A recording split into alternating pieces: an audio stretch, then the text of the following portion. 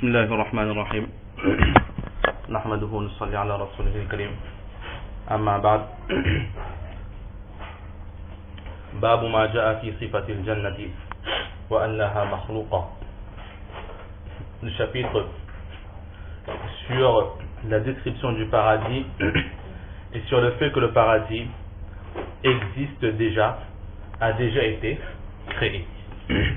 Par la grâce d'Allah, nous avons aujourd'hui devant nous dans ce livre du Bukhari Sharif un nouveau chapitre, toujours sur la création d'Allah subhanahu wa ta'ala, afin d'amener foi, d'amener la croyance sur la puissance d'Allah subhanahu wa ta'ala.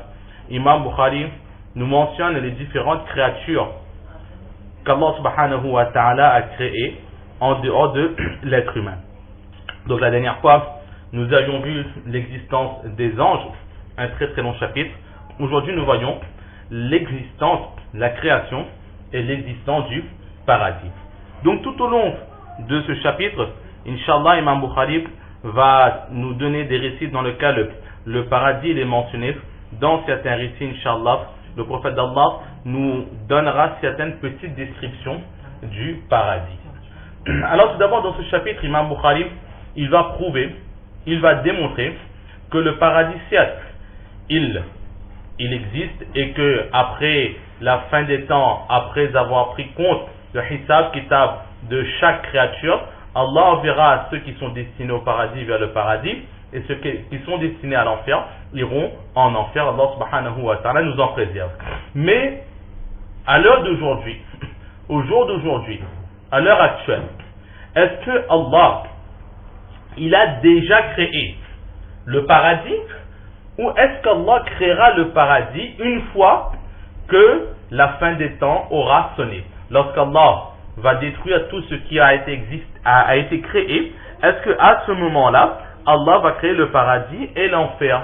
Parce qu'en ce moment, le paradis, s'il existe déjà, il est, on va dire, vide, parce que le paradis, il est réservé pour l'homme et les génies, les djinns, pour ceux qui auront obéi à Allah subhanahu wa ta'ala. Alors, est-ce que le paradis, il existe déjà, ou est-ce qu'il n'a pas encore été créé? Là, il y a divergence, et les Ahl Sunnah wal Jama'a, c'est-à-dire les sunnites, sont d'avis que le paradis, il existe déjà. Allah l'a déjà créé, au contraire du groupe des Mu'tazila, qui eux sont d'avis que le paradis n'a pas encore été créé.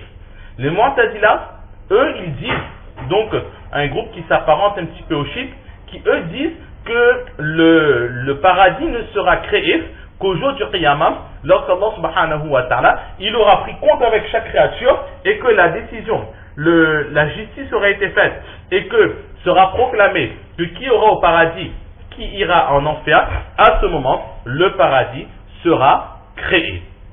Une autre personne, Muhammad ibn Ali al-Haytami alayhi rahmah, qui est connu sous le nom de Cheikh Akbar.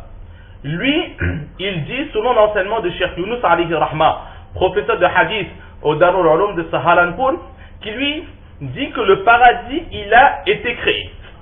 Le paradis, il a été créé, Allah l'a déjà créé, mais il n'est pas complété.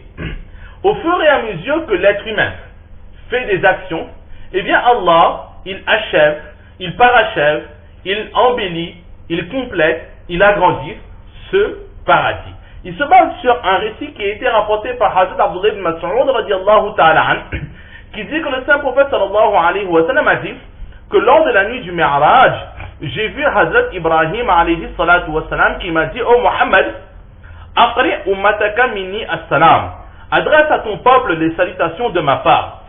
Wa akhbirhum, et préviens-les, donne à ton peuple cette nouvelle, que le paradis est une terre et fait d'une terre pure, d'une eau douce, mais que le paradis est pour l'instant un terrain en friche, un terrain vague, et que ses plantations, son embellissement, ses jardins, ses arbres, sa végétation, toute la beauté du paradis, si vous voulez, se trouve dans Subhanallah, walhamdulillah, wa la ilaha illallah, wallahu akbar.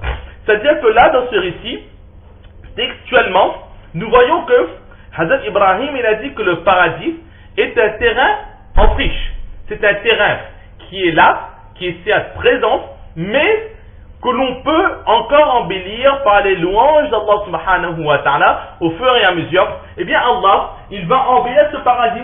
Comme souvent, nous pouvons trouver des récits, le plus souvent des chaînes de narration faibles, selon Ibn Qayyim alayhi rahma, mais dans lesquels il dit que la personne qui fera telle ou telle action, alors Allah lui accordera telle ou telle récompense dans le paradis, que pour lui tel ou tel jardin, tel ou tel palais vont être construits.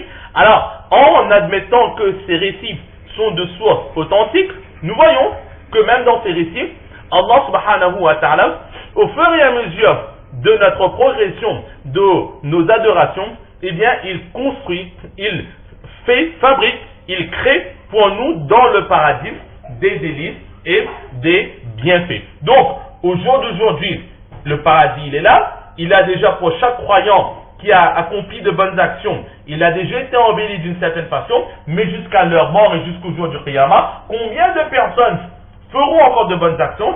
Eh bien, au fur et à mesure, eh bien, Allah, il va embellir ce paradis. Mais nous, notre conviction à nous, est qu'Allah subhanahu wa ta'ala, il a déjà créé ce paradis dans son intégralité. Il n'y a rien à ajouter, il n'y a rien à enlever.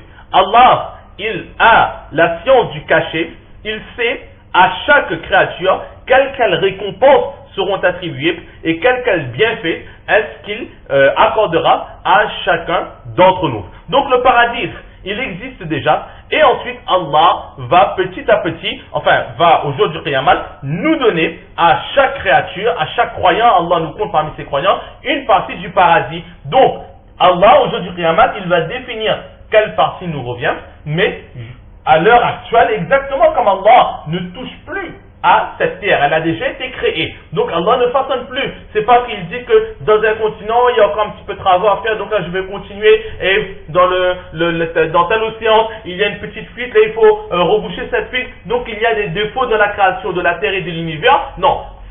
Cette terre, cet univers sont parfaits de la même façon. Le paradis, il est lui aussi parfait et Allah nous accordera une partie de ce paradis. Voilà ce qu'il en est sur le paradis et le fait qu'il existe déjà. Et c'est justement le titre qu'Imam Bukhari l'a mis, Wa innaha makhluqa, pour montrer justement que nous allons à l'encontre de ces Mu'tazila qui eux disent que le paradis n'a toujours pas été créé.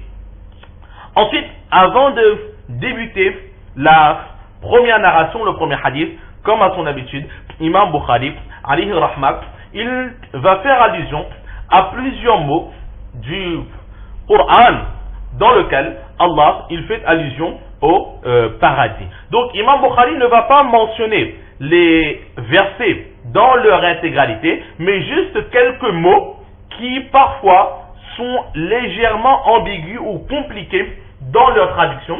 Donc il va à sa façon donner la traduction de ces mots compliqués. Nous à notre niveau, lorsque nous apprenons dans les Darul Ulum, dans les universités, le professeur en général, la majorité des élèves, ils sont en général hafiz au Coran, donc ils savent à peu près quels sont ces versets, à quel verset est-ce que ce mot fait allusion. Donc nous pouvons plus ou moins comprendre un peu cette traduction et le mot auquel fait allusion Imam Bukhari. Nous, à notre niveau à nous, étant donné que la majorité d'entre nous ne connaissons pas le Coran par cœur dans son intégralité, Allah fasse de nous tous de hafiz du Coran, donc nous allons mentionner le verset du Coran ainsi que sa traduction.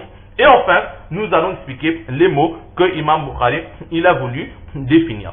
Maintenant, pour une meilleure compréhension, au lieu de mentionner uniquement le verset qui contient le mot défini par Imam Bukhari, nous allons, avec l'aide d'Allah, essayer de mentionner quelques versets qui précèdent ce mot et quelques versets éventuellement qui suivent ce mot. Car ce mot, en général, il se trouve dans la description qu'Allah subhanahu wa ta'ala fait du paradis pour les personnes.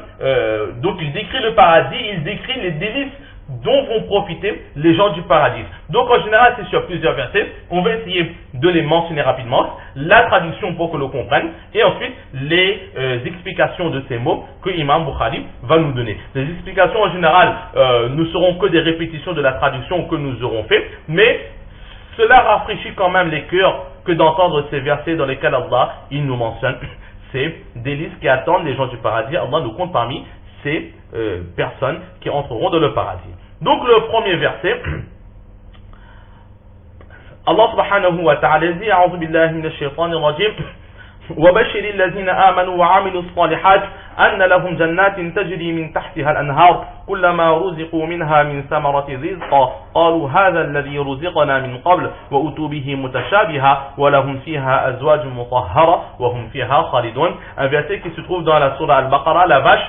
Donc ce verset se trouve dans cette sourate et la traduction c'est qu'Allah subhanahu wa ta'ala dit annonce à ceux qui croient et pratiquent de bonnes œuvres qu'ils auront pour demeure des jardins, donc les paradis. Comment sont ces paradis? Sous lesquels coulent les ruisseaux. Chaque fois qu'ils seront gratifiés d'un fruit des jardins, c'est-à-dire les gens du paradis, ils auront du paradis, un fruit du paradis. Alors à chaque fois qu'ils auront un nouveau fruit, qu'est-ce qu'ils diront? Ils diront, c'est bien là ce qui nous avait été servi auparavant.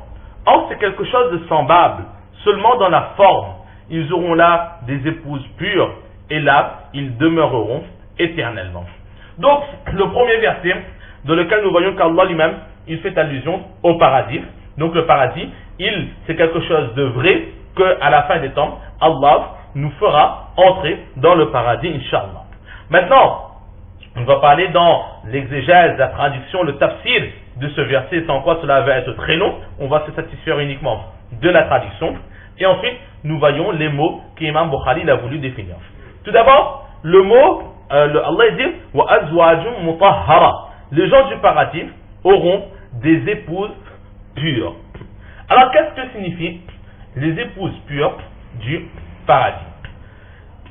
Abu al-Aliya rapporte, donc Imam Bukhari rapporte de Abu al-Aliya, qui dit que ici la pureté des femmes du paradis fait allusion au fait que ces femmes n'auront plus de cycle, n'auront plus de hayd, n'auront plus de cycle de menstrues, mais au contraire, elles seront pures éternellement. Il n'y aura plus ces roussales, ces bains rituels à faire. Non, ces femmes, elles n'auront plus ce qui aujourd'hui les incombe, ce qui aujourd'hui les met dans énormément de tracas. Cela, il n'y aura plus. De la même façon, ces femmes du paradis n'auront plus la nécessité d'aller vers leurs besoins pour uriner ou autre. Elles n'auront plus ces besoins, et enfin elles n'auront plus non plus besoin de cracher ni dans leur bouche, ni dans leur estomac, ni dans leur partie privée. Il n'y aura ce qui serait signe de désagrément pour elles, mais au contraire, elles seront pures, sans aucune souillure sur elles. Dans une autre explication, il est dit que cette pureté fait allusion au fait que ni l'homme, ni la femme n'auront de sécrétion suite à leurs intimités. Et aussi, à la suite de leurs intimités, ils n'auront pas d'enfants. Dans les gens du paradis, ne pourront plus enfanter, et justement, cette femme n'aura plus besoin de passer vers ses premiers mois de grossesse, ou encore moins vers cet accouchement qu'il pourrait y avoir dans le paradis. Non, l'homme et la femme vivront paisiblement, profiteront des délices, sans avoir à se préoccuper de ce qui leur arrivera le lendemain. Une autre explication de Qatada qui dit que ces femmes et ces hommes, le Coran parle des femmes en général, les femmes et les hommes n'auront plus aucune faiblesse, aucune maladie. Aujourd'hui, les hommes comme les femmes sont peut-être mariés, vivent peut-être heureux, mais dans leur vie privée, ils ont toujours des petits déboires, des petites parfois incommodations, parfois des petites maladies, que ce soit pas forcément dans l'intimité, mais par exemple, on a un peu trop mangé, et là on va avoir des boutons qui vont pousser parfois sur le dos, parfois sur le visage, ou encore il fait un peu trop chaud, on risque d'avoir des petites taches de chaleur qui font parfois très mal, ou encore l'homme comme la femme a besoin régulièrement de rechercher une certaine pureté par rapport à certains membres spécifiques qui ont été enseignés par le saint prophète sallallahu alayhi wa sallam. Alors il n'y aura plus toutes ces incommodations et ils n'auront plus non plus de péché. Tout ce qu'ils feront dans le paradis sera entièrement licite. Il n'y aura plus d'interdit dans le paradis. Et aussi dans ce